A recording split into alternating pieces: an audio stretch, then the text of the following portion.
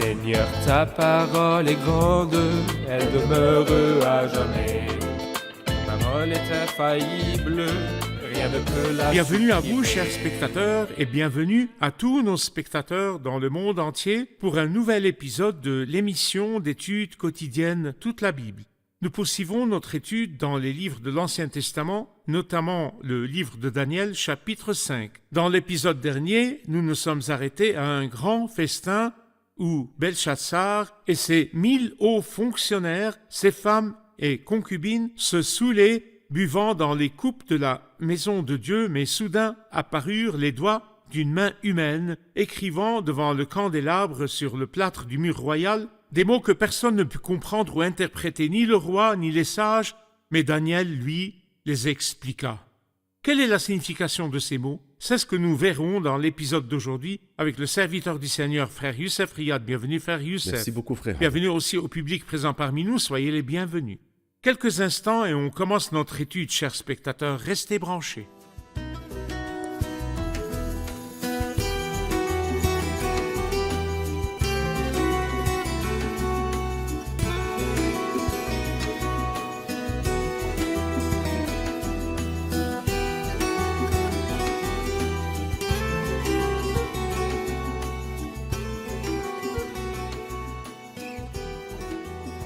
Bienvenue, frère Youssef. Vous de même.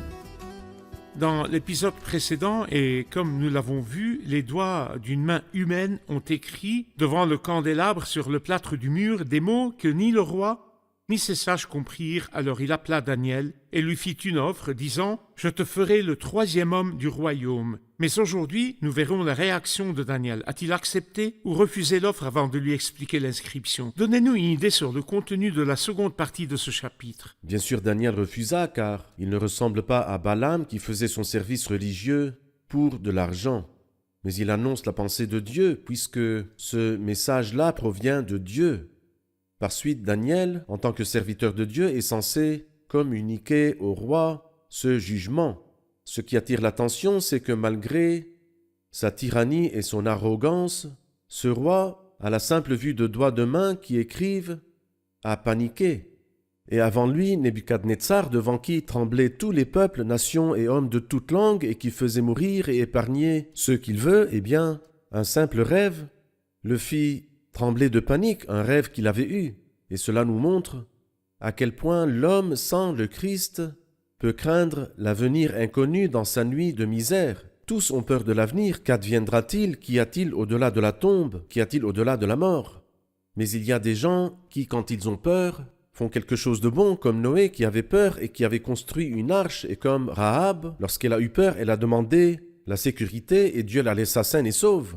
Mais il y a des gens qui se tournent vers l'ivresse ou bien au plaisir et à la luxure afin d'y noyer leur peur. D'accord, on oubliera un peu, mais la sentence restera accrochée à votre cou. Bon. Donc, il faut recourir à un sauveur qui peut sauver. Et c'est justement ce que ce roi fou et méchant n'avait pas fait. Daniel qui, dans sa jeunesse, résolut de ne pas se souiller et dit non au mets délicat du roi, put aussi dire non à cette offre. Donc, on lit depuis le verset 17, Daniel répondit devant le roi, « Garde tes dons pour toi et accorde tes récompenses à un autre. Je lirai néanmoins l'inscription au roi et je lui en ferai connaître l'explication. Roi, le Dieu très haut, avait donné à ton prédécesseur Nebuchadnezzar la royauté, la grandeur, la gloire et la majesté. À cause de la grandeur qu'il lui avait donnée, tous les peuples, les nations, les hommes de toute langue tremblaient et avaient peur devant lui. Le roi faisait mourir ceux qu'il voulait et laissait la vie à ceux qu'il voulait. Il donnait une position élevée à ceux qu'il voulait et abaissait ceux qu'il voulait.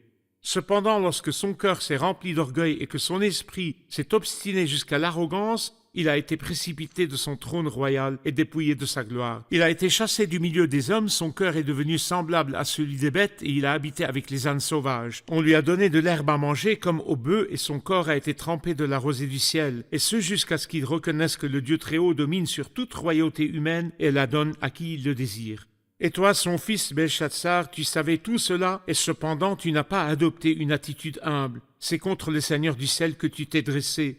Tu as fait apporter devant toi les coupes de son temple et vous les avez utilisés pour boire du vin, toi et tes hauts fonctionnaires, ainsi que tes femmes et tes concubines. Tu as célébré les dieux en argent, en or, en bronze, en fer, en bois et en pierre, qui ne voient pas, qui n'entendent pas et qui ne savent rien. Et tu n'as pas donné gloire au Dieu qui tient dans sa main ton souffle et tous tes chemins. Alors de sa part a été envoyée cette partie de main, et cette écriture a été écrite. Or, c'est ici l'écriture qui a été écrite. Méné, méné, tekel, upharsin. Et avant de parler de l'interprétation de ces mots, j'aimerais revenir vers vous pour savoir pourquoi lui rappelle-t-il l'histoire de son père. Pourquoi lui rappeler Nebuchadnezzar et le jugement prononcé contre lui? La raison pour cela, c'est que les enfants sont censés apprendre des leçons passées.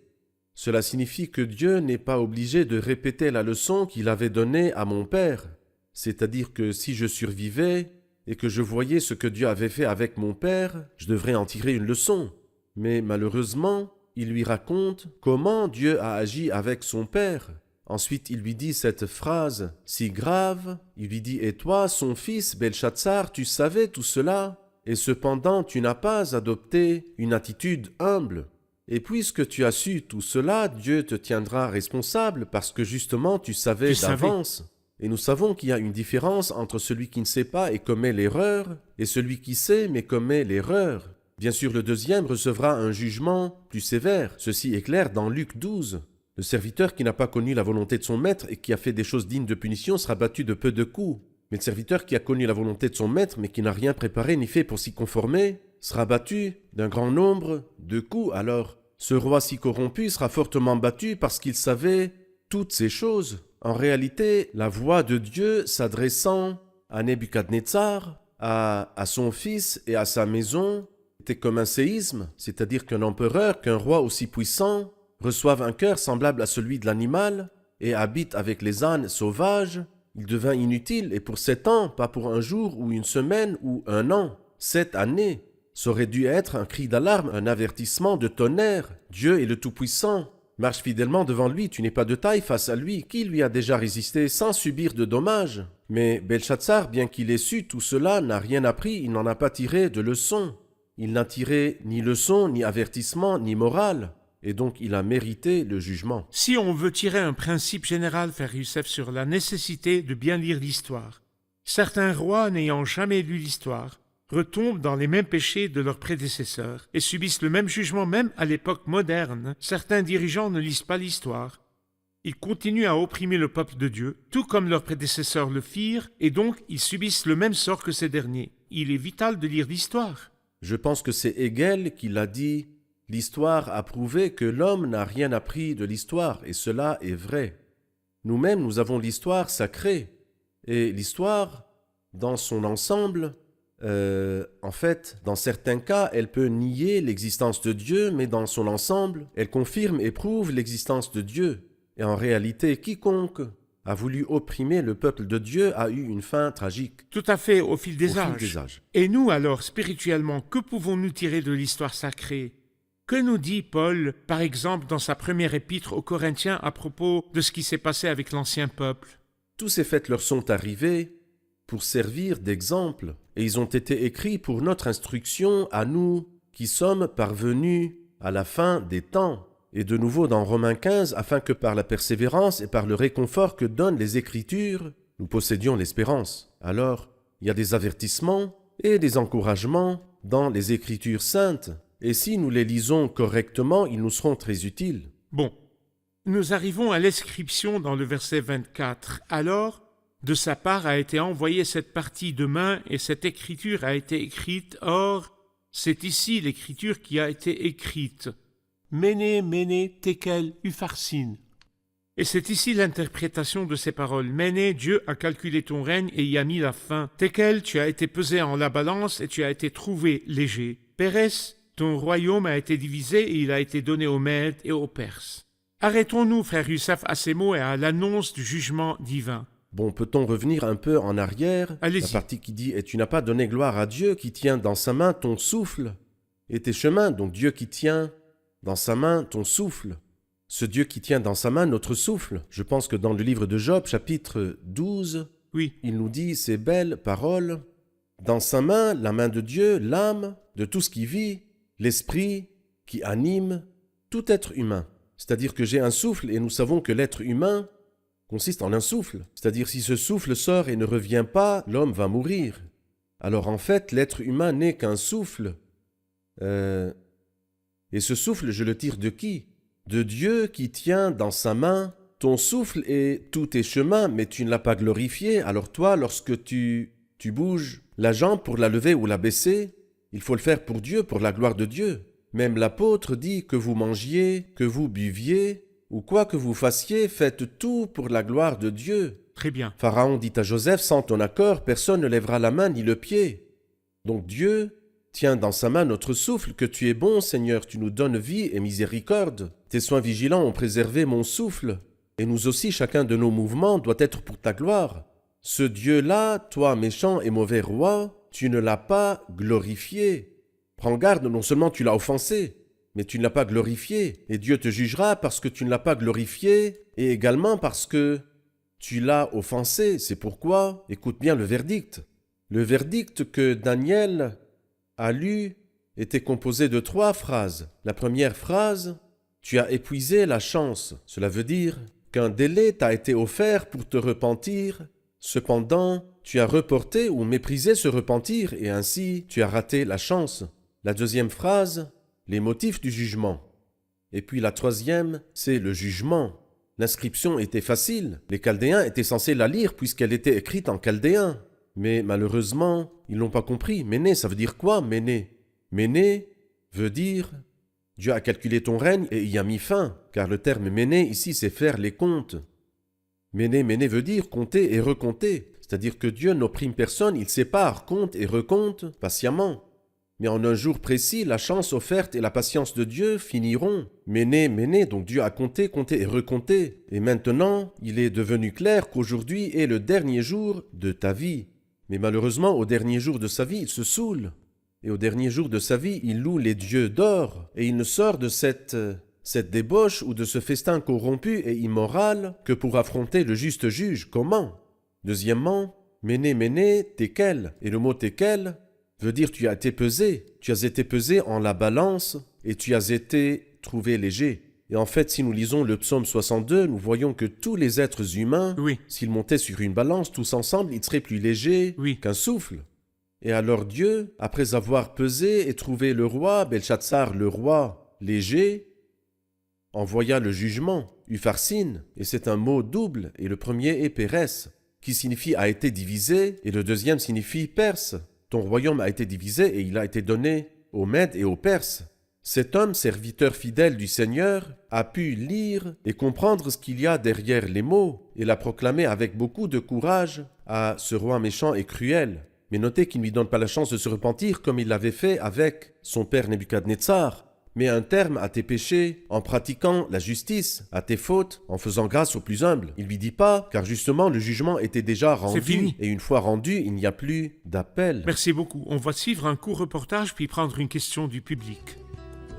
L'adoration des idoles fut la marque distinctive des grands empires du monde qui reçurent le pouvoir de gouverner durant les temps des nations. De plus, cette adoration violait les droits que Dieu avait sur l'homme.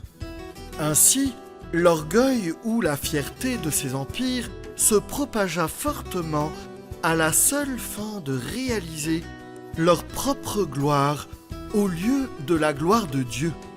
Et depuis le chapitre 5 du livre de Daniel, nous découvrons un troisième caractère, l'immoralité, qui ose non seulement enfreindre les droits de Dieu, mais aussi s'opposer à lui ouvertement.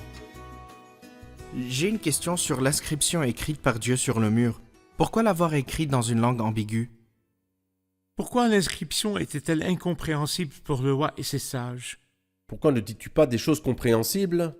Il dit pourquoi ne comprenez-vous pas ce qui est dit? Exact. Des mots faciles et clairs, mais ils n'ont pas compris. Pourquoi?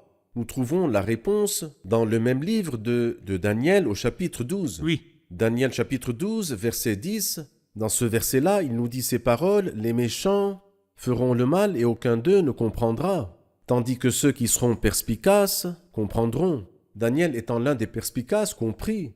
alors que Belshazzar et ses 1000 hauts fonctionnaires et les sages de Babylone faisaient partie des gens méchants qui ne comprennent absolument rien. Nous lisons la Bible sainte et beaucoup diraient « Oui, nous lisons, mais nous ne comprenons pas ». C'est parce que votre cœur n'est pas droit. Correct. Et par contre, quand votre cœur est droit, le Seigneur vous expliquera. Ou par les mots du livre des Proverbes, toutes sont droites pour ceux qui ont trouvé la connaissance. C'est vrai, parfois on interroge quelqu'un, as-tu accepté le Christ? Et il répond, en fait, je ne suis pas très savant en religion. Eh bien, qu'est-ce que ça veut dire? Il vous dit, je ne m'approfondis pas dans la Bible. Mais le message du salut est tout simple. Croyez En effet. au Seigneur Jésus-Christ, tournez-vous Vous serez vers sauvés. moi et soyez sauvés. Celui qui croit en moi a la vie éternelle. Vraiment, il rend aveugle Des l'esprit non-croyants. des non-croyants. Frère Youssef, maintenant je passe au verset 29.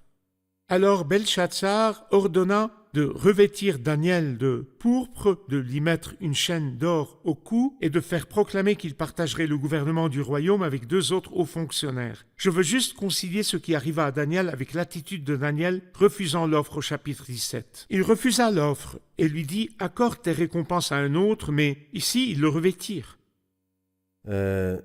Daniel refusa, comme tous les hommes pieux l'auraient fait. Abraham, dans Genèse 14, refusa les cadeaux du roi de Sodome, lui disant « Je ne prendrai rien de tout ce qui t'appartient ».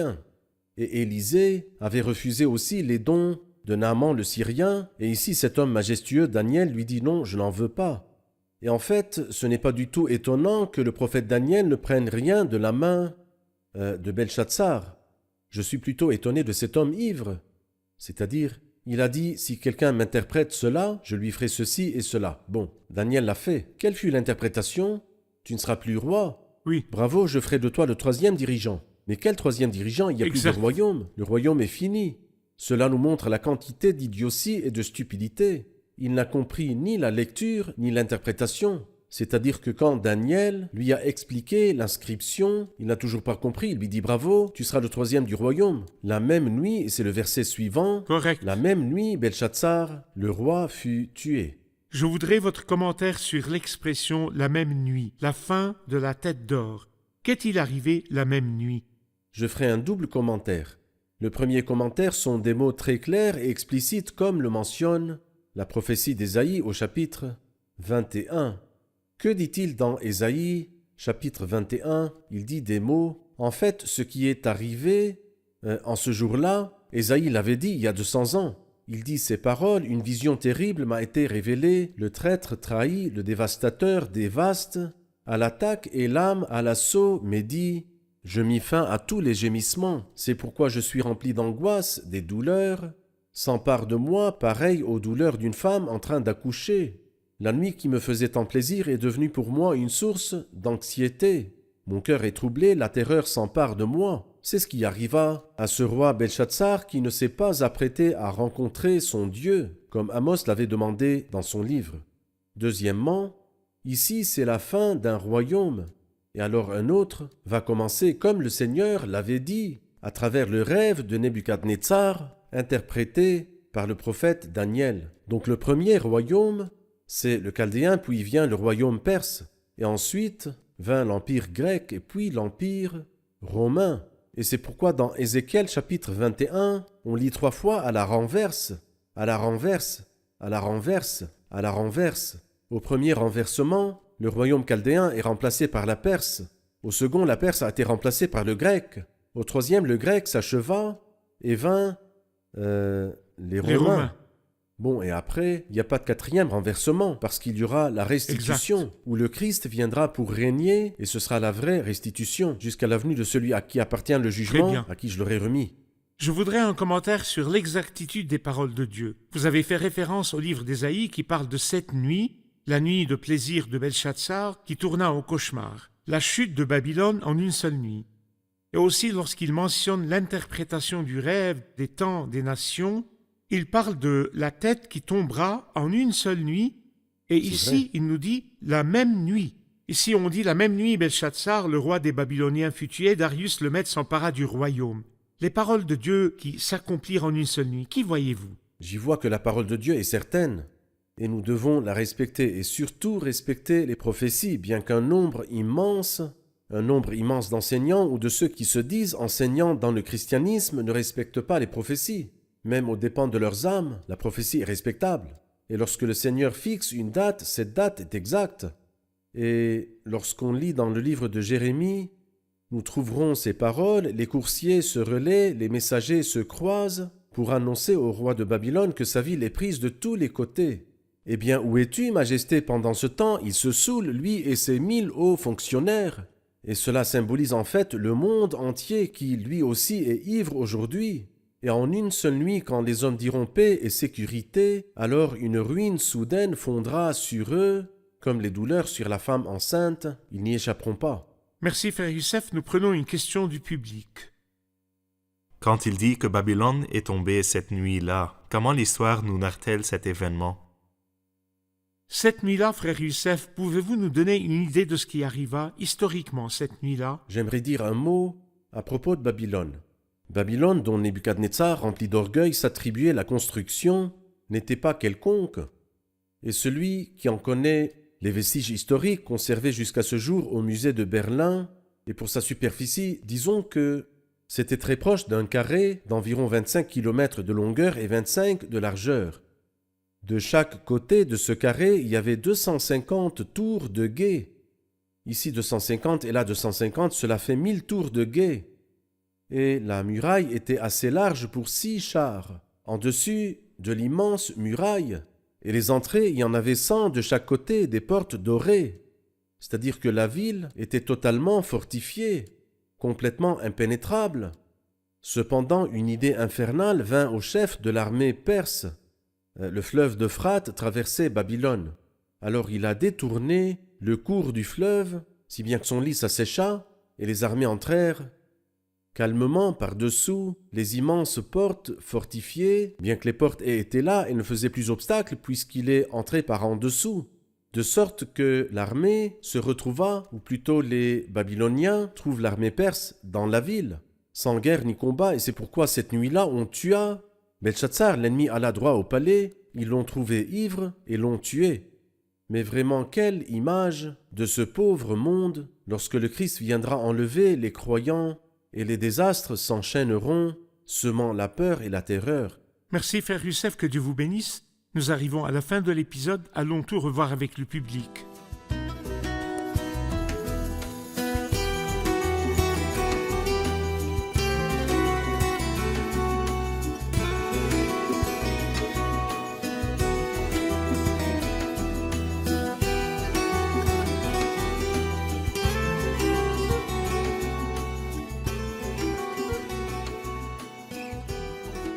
Soyez les bienvenus. Daniel, en s'adressant au roi Belshazzar depuis le verset 18, lui rappelle ce qui s'est passé avec le roi Nebuchadnezzar. Pourquoi le lui rappeler? Il l'a fait pour lui apprendre l'humilité, mais malheureusement, il est passé outre. Il n'a rien appris et ne s'est pas repenti. Exact. Il a continué avec les mêmes péchés, que Nebuchadnezzar. Deuxième question, je voudrais connaître l'interprétation de l'inscription qui lisait « Méné, Méné, Tekel, Upharsin ». Ça veut dire quoi? Méné signifie que Dieu a fait les comptes de ton royaume et y a mis fin. Et il le répète ici 2 fois car Dieu recompta plusieurs fois, puis il l'acheva. Tekel, tu as été pesé en la balance et tu as été trouvé léger. Et ce sont les paroles qu'on lit dans le psaume 62. Si tous les hommes montaient sur une balance, ils seraient plus légers qu'un souffle. Upharsin signifie Pérès et Pérès. Le premier Pérès, ton royaume a été divisé, et deuxième Pérès, il a été donné aux Mèdes et aux Perses. Le royaume fut divisé et c'est le jugement. C'est le jugement. Très bien. J'aimerais savoir historiquement ce qui arriva cette nuit-là où Belshazzar fut tué et l'empire babylonien prit fin. Babylone, bien qu'elle soit fortifiée par de nombreuses forteresses et sécurisée par plus de 1000 tours de guet, mais l'idée vint au roi Cyrus de détourner le cours du fleuve d'Euphrate et à travers le lit asséché, il a pu par surprise et en une seule nuit pénétrer Babylone et la détruire. Parfait. Très bien. Merci beaucoup. Que Dieu vous bénisse. Merci, frère Que Dieu Youssef. vous bénisse. Que Dieu vous bénisse. Merci. Chers spectateurs, cette nuit-là vit la mort de Belshazzar, ce roi qui n'a pas tremblé et refusa de trembler devant le Dieu du ciel. Au contraire, il commit les mêmes péchés que son père Nebuchadnezzar, notamment celui de l'orgueil. Cette nuit-là, Babylone tomba sous les mains des ennemis. Et l'empire des Chaldéens prit fin. Cet immense empire qu'on comparait à une tête d'or, puisqu'il s'est également enflé d'orgueil, s'élevant et s'exaltant, affrontant le Dieu du ciel et humiliant le peuple de Dieu. Et la Bible nous dit l'orgueil précède la chute. Elle nous enseigne aussi que personne n'a traité Dieu avec arrogance sans être détruit. Chers spectateurs, telle fut la fin de Belshazzar, et telle sera la fin de ceux qui s'enflent d'orgueil et qui négligent le salut. Le Christ est venu spécialement pour vous et moi, et il est mort sur la croix pour vous et moi. Le Christ nous a préparé un immense salut, oui, aussi grandiose. Mais l'orgueil pousse à refuser l'œuvre du Christ, et l'arrogance à se satisfaire de ce qu'on est et à rejeter l'œuvre du Christ sur la croix. Soyons humbles devant l'œuvre du Christ. Acceptons Christ. C'est en acceptant Christ que nous serons sauvés et gagnerons la vie éternelle. Je vous retrouve dans le prochain épisode. Que le Seigneur soit avec vous.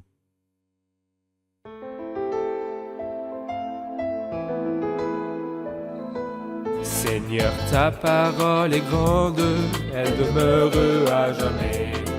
Ta parole est infaillible, rien ne peut la supprimer.